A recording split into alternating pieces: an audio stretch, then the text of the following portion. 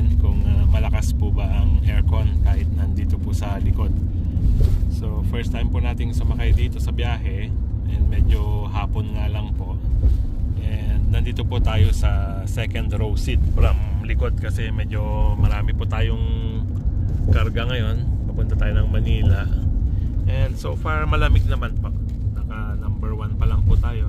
Kung titingnan natin yung indicator po dito sa may ito po yung green, so speed indicator po yan ng fan speed. So hanggang 4 po yan. So merong pong manual na switch dito. Magpapakita ko po sa inyo. So 2, 3, 4. So 1, 2, 3. Okay, so yun po yung main switch din. Nasa ito po yung switch ng galing sa driver, pero kaya nyo pong ma-bypass dito sa passenger side dito sa likod. Okay, so okay naman po, malamig, kaya lang yun po, hindi natin masyadong matest ngayon dahil nasa hapon na tayo.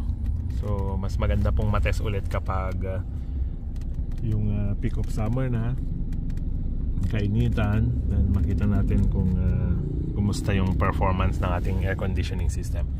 Pero so far okay naman po, lamig siya. Okay, yun nga lang po, yung may napansin lang ako pag nakikita nyo po from dito, parang mayroong mga dark spots doon. So parang naglalabas ng dumi yung air conditioning papunta sa kisame niya, kasi itong pan po is parang gamusa, so madaling madumihan.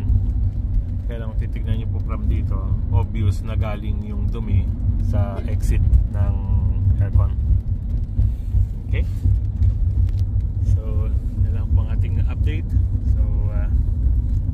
So far so good naman po dito.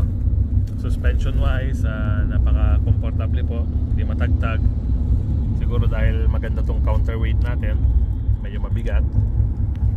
Okay, so yun lang po, salamat.